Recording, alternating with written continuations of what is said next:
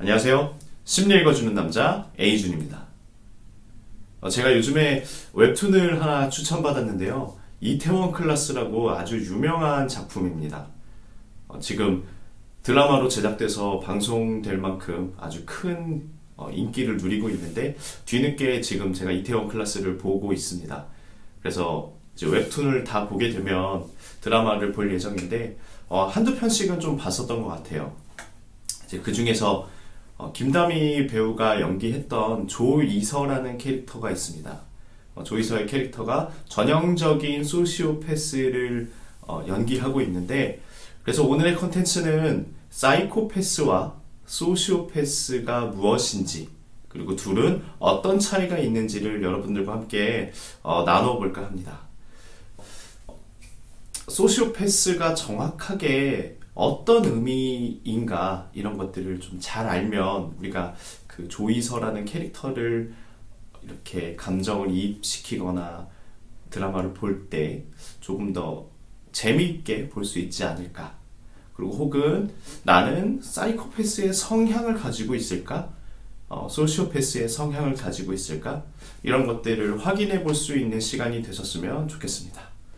일단 소시오패스와 사이코패스는 반사회적 인격장애, 성격장애라는 그 군에 들어있어요.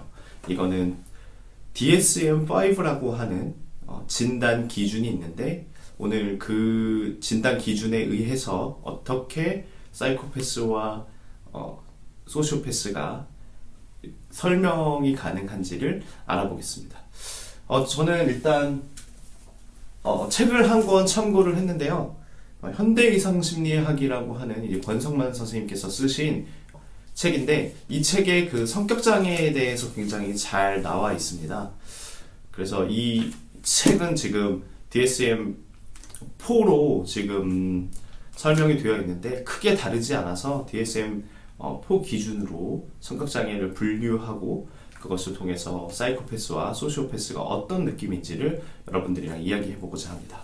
일단은 성격장애는 세 개로 나눌 수가 있어요. A군, B군, C군. A군은요, 사회적으로 고립되고 기이한 성격을 가진 특성들을 가지고 있어요.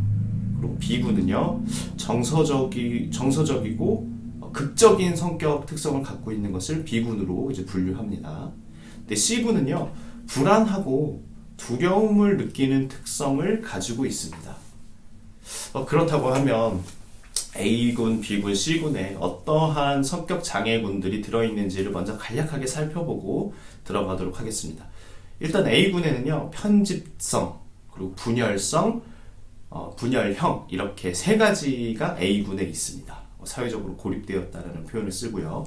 또 두 번째는요, B군은 반사회성 성격장애, 그리고 연극성 성격장애, 경계선 성격장애, 자기애성 성격장애, 이렇게 네 가지가 있습니다.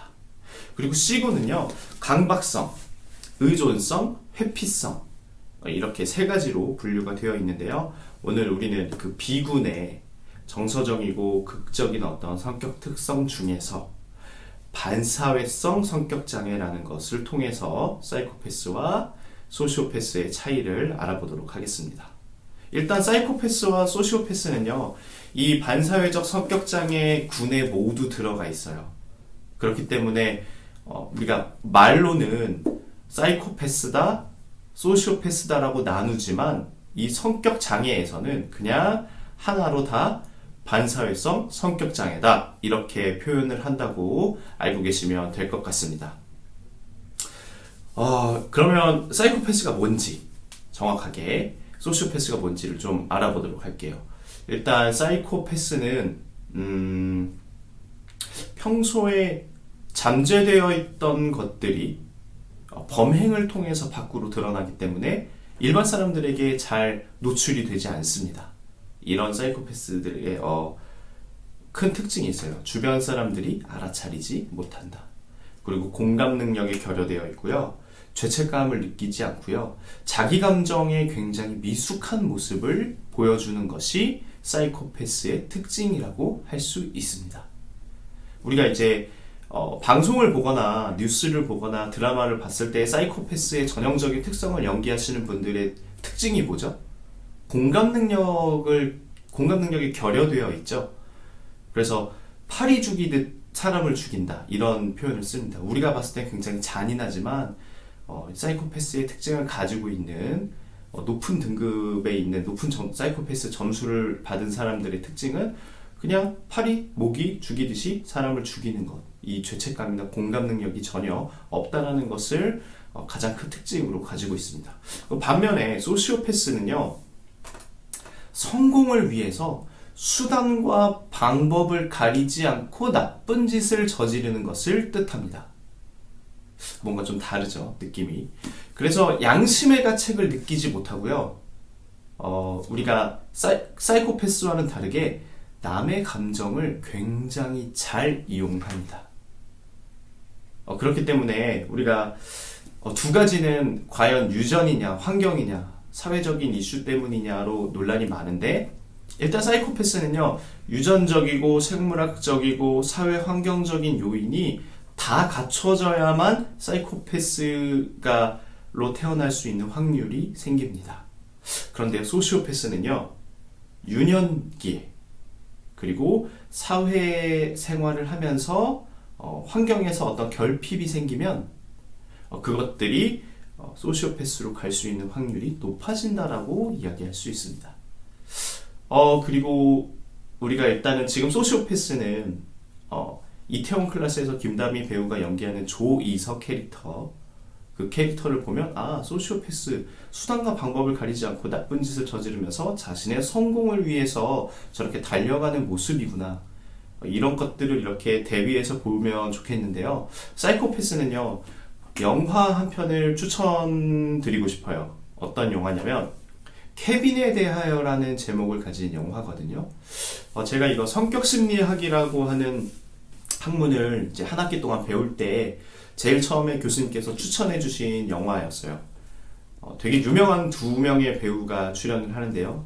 틸다 스윈튼, 여러분들 아시죠? 우리 설국열차에서 나왔던 그 배우와 에즈라 밀러, 우리 신비한 동물사전에서 나왔던 에즈라 밀러, 에즈라 밀러가 케빈의 역할을 맡았고, 그 케빈의 엄마 역할을 스윈튼이 맡았습니다.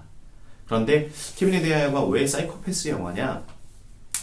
거기서 이제 케빈 엄마로 나오는 스윈튼이 여행을 굉장히 좋아하고요, 아주 자유분방한 사람이에요. 그런데 덜컥 아들을 낳게 되죠, 계획이 없이. 그래서 그 아들을 키우는데요, 누구의 잘못이다 라고 이야기할 수는 없지만 어떤 유전적인 요인과 환경적인 요인, 그리고 사회적인 요인을 다 보여줍니다.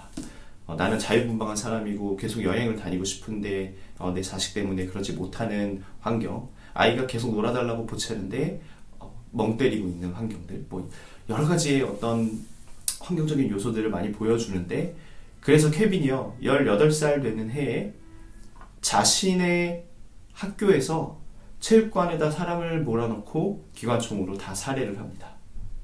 이 이후가 되게 중요한데요, 이 이후에 케빈의 엄마가 그 아들이 죽인 어머니들을 찾아다니면서 사과를 합니다.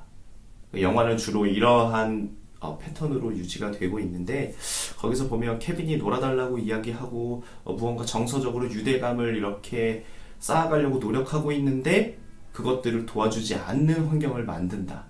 그래서 이게 전인적인 어떤 병리 현상이라고 사이코패스는 이야기를 합니다. 그래서 가장 큰 특징, 사이코패스와 소시오패스의 어떤 가장 큰 특징을 설명을 드리면, 일단 사이코패스는 공감 능력이 안 된다. 공감 능력이 결여되어 있다. 그리고 죄책감을 느끼지 못한다.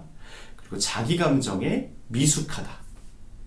반면에 소시오패스는요, 양심의 가책을 느끼지 않는다. 이거는 공감 능력이 결여된 거랑은 조금 다른 맥락일 수 있습니다. 그리고 사이코패스가 이야기한 거는 자기 감정의 표현이나 이런 것들에 좀 미숙한데, 소시오패스는 다른 사람의 감정을 굉장히 잘 이용한다라고 하는 특징을 가지고 있습니다. 또 하나의 사이코패스와 소시오패스의 차이점이라고 이야기를 하면요.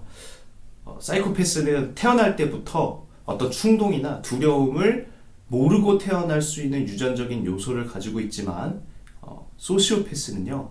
유년기에 어떤 환경적인 결핍이나 사회에서 받고 있는 압박들이 느껴질 때 그런 환경적인 요소들이 결합되었을 때 소시오패스로 갈 수 있는 확률이 높아진다라고 이야기할 수 있습니다.